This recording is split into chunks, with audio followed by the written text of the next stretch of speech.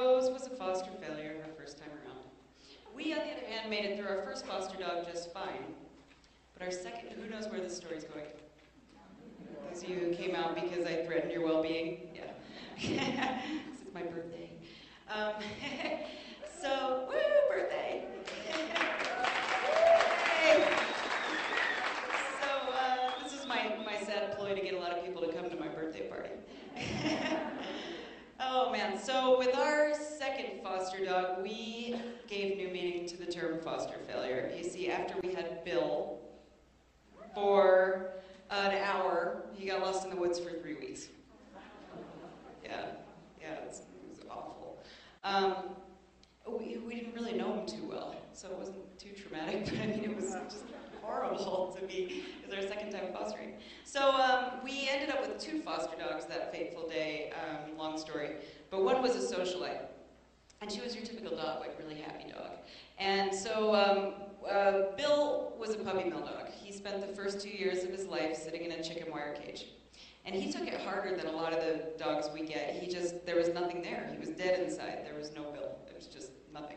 He wouldn't even cower, he wouldn't run, he'd do nothing. He just sat. So he could have easily been euthanized in a shelter. But luckily, Mid-America Boston Terrier Rescue decided to try to give him a chance. And unfortunately, his first adoption didn't work out. But we got him as a foster after that. And this little socialite who we also had, and we were in our new house that we just bought so we could foster more dogs, she figured out that I hadn't shut the gate right in the backyard.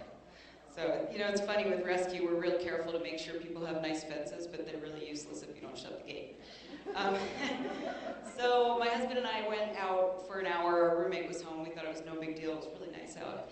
And left Bill and Sage in the yard. Well, Sage left the yard, and Bill followed her, but didn't really follow her. She went to the neighbor's house, and he went in the woods.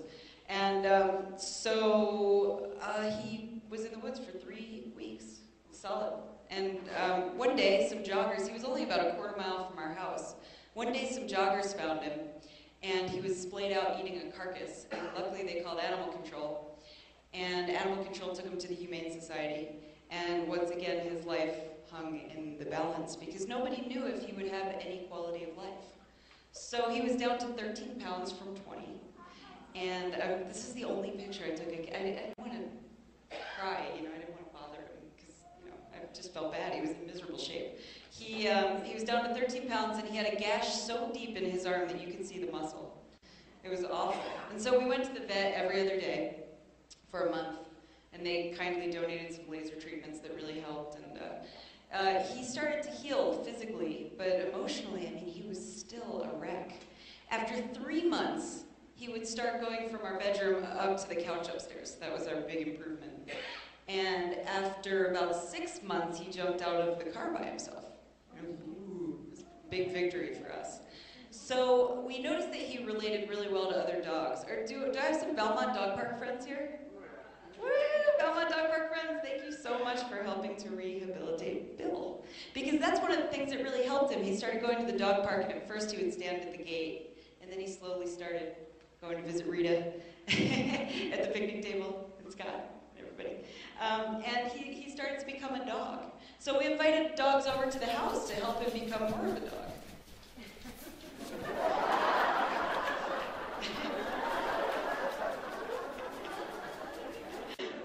All sorts of good things.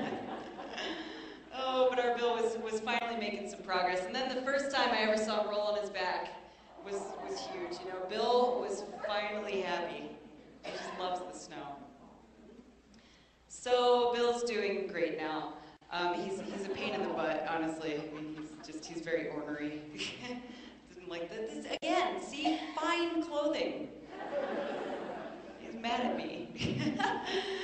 Yeah, he's a great dog, and I let him get away with murder, but you know what? Honestly, I can't imagine what life is like to sit in a cage for 2 years and then spend 3 weeks out in the woods. It was totally my fault. So Bill is very spoiled these days. So, you know, the bottom line is rescue can be difficult, especially if you don't shut the gate properly. And this is a little story that really explains rescue if you're not familiar with it.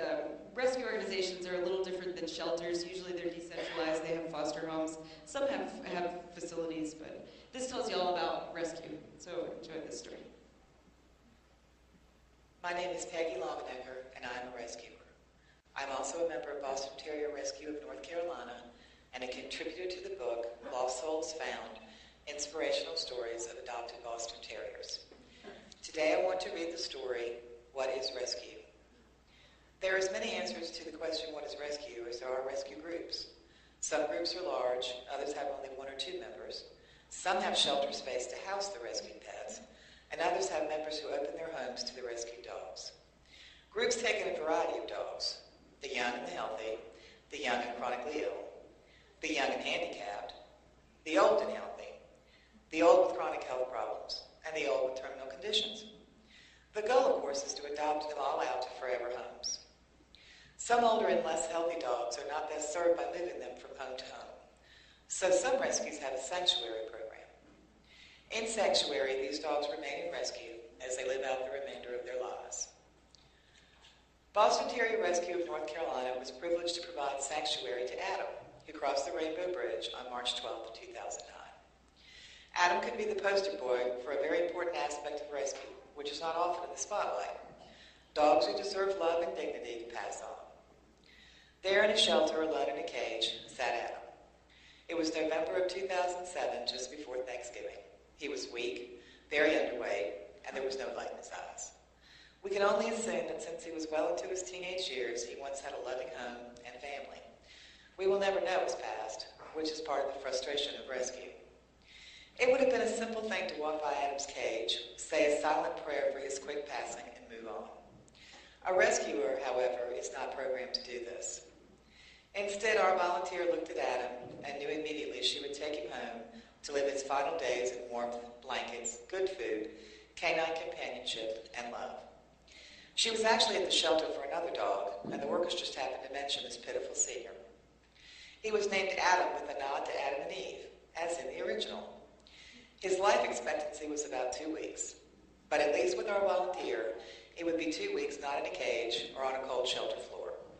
Sometimes that has to be enough. Well, no one told Adam that he was only supposed to live for 2 weeks. And the spirit of a living being is often rejuvenated when basic needs are met. Adam relished in the comfort and safety of his new home. There were arms to hold him, hands to pet him, fresh water and food, treats, blankets, and beds to choose. Adam decided that life was worth one more try.